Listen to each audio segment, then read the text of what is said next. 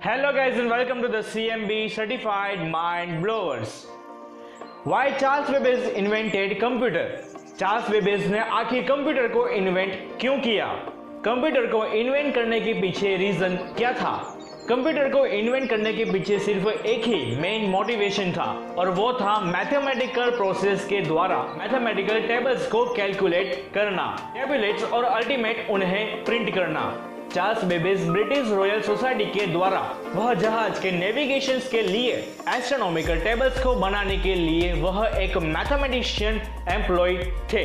18 के दशक में मैथमेटिकल टेबल्स और लॉग्स जो मैंडेटरी रूप से कैलकुलेशन की रिजल्ट को दिखाने वाली एक लंबी लिस्ट को एक ह्यूमन के द्वारा उसे काउंट किया जाता था और यह जॉब 19th सेंचुरी का सबसे दर्दनाक जॉब था क्योंकि उसमें लोग घंटों तक बैठकर हाथ से वह उन सभी चीजों के बारे में गिनतियां करते थे और उन सभी चीजों को वह एक नोटबुक में नोट डाउन करते थे और उसका टोटल निकालकर उन्हें देना था और सिर्फ इतनी ही उन लोगों की जॉब थी।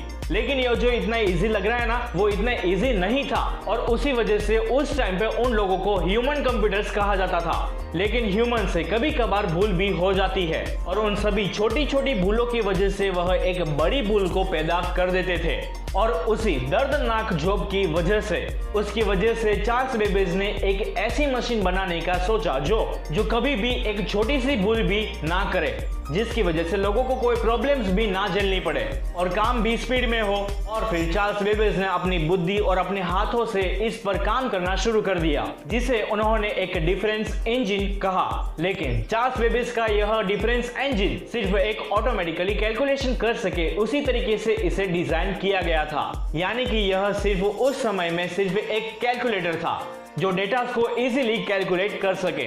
यानी कि कंप्यूटर्स को बनाने के पीछे का सिर्फ एक ही रीजन था, वो था कैलकुलेशन करना, वो भी बिना किसी भूल के। लेकिन फिर चार्ल्स बेबेज ने सोचा जो कैलकुलेशन कर सकता है वो कई और चीजें भी कर सकता है और फिर उसी वजह से उन्होंने इस कंप्यूटर को धीरे धीरे और अपग्रेड करना शुरू किया और फिर वह मिस अगस्टा एडा बायरन से मिले। मिस अगस्टा बायरन इस कंप्यूटर बनाने की जर्नी में काफी पहले से थे, जिन्हें कंप्यूटर डिजाइन और प्रोग्रामिंग के बारे में कई ज्यादा नॉलेज थी और फिर चार्ल्स बेबेज ने उनकी मदद ली। और हम यह कह भी नहीं सकते कि हमारे वर्ल्ड का पहला कंप्यूटर बनाने में सिर्फ चार्ल्स बेबेज का हाथ था, क्योंकि इस कंप्यूटर को बनाने के पीछे कई और लोगों का भी हाथ था। फेडरिको फेगिन जो दुनिया के पहले व्यक्ति थे जिन्होंने 1971 में एक सीपीयू को इन्वेंट किया। 1960 में डॉगलस एंगलबर्ट ने एक माउस को इन्वेंट किया। लेकिन चार्ल्स बेबेज ने इस कंप्यूटर पर काम करना 1830 से शुरू कर दिया था और 1833 तक तो उन्होंने स्मार्ट कंप्यूटर पर काम करना शुरू कर दिया था। एडम ऑसबॉर्न यह व्यक्ति दुनिया की पहली व्यक्ति थी जिन्होंने 1981 में लैपटॉप को इन्वेंट किया था, जिसका उन्होंने एसबॉर्न फर्स्ट नाम दिया, जिसकी कॉस्ट $1795 थी। और हमारे वर्ल्ड के पहले कंप्यूटर का नाम ENIAC था, यानी कि ENIAC, यानी कि electrical numerical integrator and computer, और वह पहला इलेक्ट्रॉनिक प्रोग्रामेबल कंप्यूटर था। लेकिन अगर कंप्यूटर्स को इन्वेंट ही ना किया होता तो आज भी क्या कैलकुलेटर ही होते? सिर्फ नहीं, लेकिन उसकी जगह पे आज कोई और चीज होती।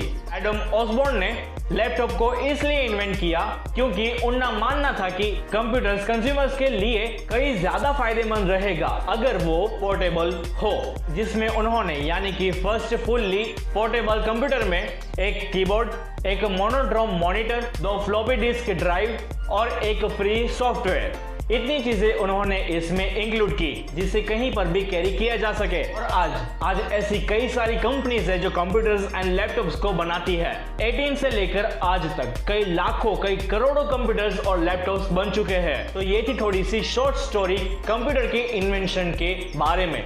तो अगर आप लोगों को यह वीडियो अच्छी लगी हो, इंफॉर्मेटिव लगी हो, तो प्लीज आके लाइक कर दीजिए, शेयर कर दीजिए और अगर हमारे चैनल में पहली बार आए हो तो सब्सक्राइब करना ना भूलेगा और हाँ, बेल आइकन को जरूर से दबा दीजिएगा ताकि हमारे आगे की वीडियोस की नोटिफिकेशन आप लोग को मिलती रहे।